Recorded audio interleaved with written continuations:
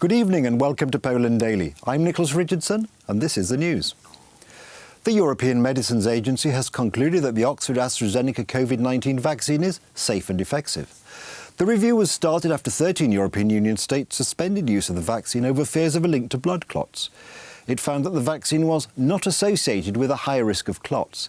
Italy announced it would resume using the vaccine on Friday, while Sweden said it needed a few days to decide.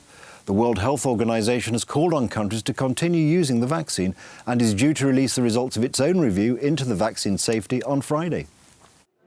The European Union's drug watchdog stated today that it is still convinced that the benefit of AstraZeneca's Covid-19 vaccine outweigh the risks following an investigation into reports of blood clots that prompted more than a dozen nations to suspend its use. The European Medicines Agency's Pharmacovigilance Risk Assessment Committee's Sabine Strauss said the watchdog could not definitively rule out a link between blood clot incidents and the vaccine in its investigation into 30 cases of a rare blood clotting condition.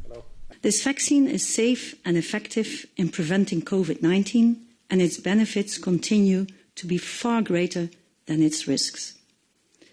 PROC has found no evidence of a quality or a batch issue. The agency has been under growing pressure to clear up safety concerns after a small number of reports in recent weeks of bleeding, blood clots and low platelet counts in people who have received the shot. And the evidence we have is at the moment not sufficient to conclude with certainty whether these adverse events are indeed caused by the vaccine or not.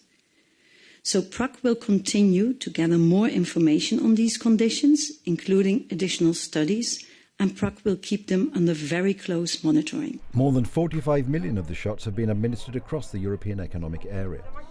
The Ministry of Justice has presented a draft measure which would introduce a new institution into the Polish judiciary. The Justices of the Peace idea is intended to help ease the burden on a slow-acting justice system that is often clogged with minor cases that drag on for a long time but are of little importance from a wider perspective. Polish President Andrzej Duda is also strongly supportive of the draft measure. The implementation of this new institution will help to speed litigation because district courts are cluttered with hundreds of thousands or even millions of small cases.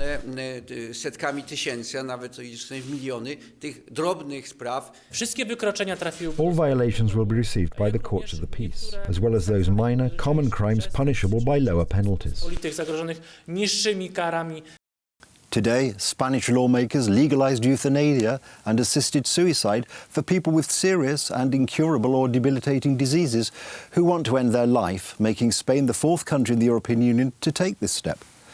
The lower house of Parliament's vote in a final reading was 202 in favour, 141 against and 2 abstentions.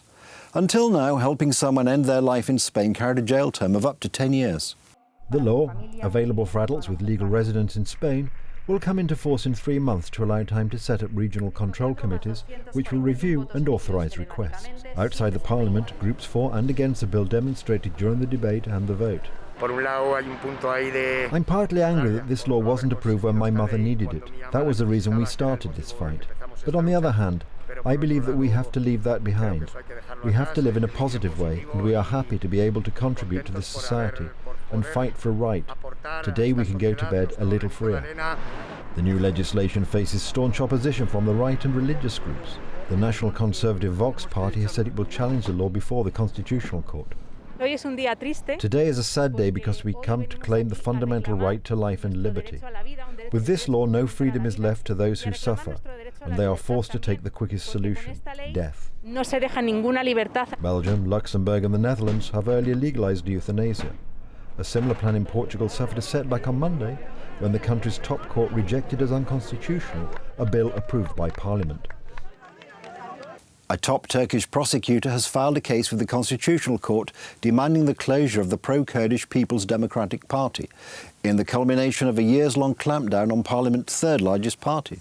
Critics say that the move is supposed to make it possible for President Erdogan to hold on to power after the parliamentary election scheduled for 2023, despite a recent drop in popularity.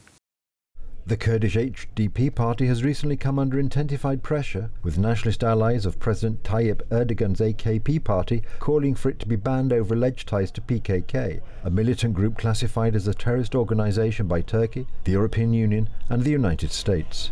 That pressure on restricting the possibilities for HDP coincides with falling poll support for the AKP and its nationalist allies as Erdogan's government battles the economic fallout of the coronavirus pandemic.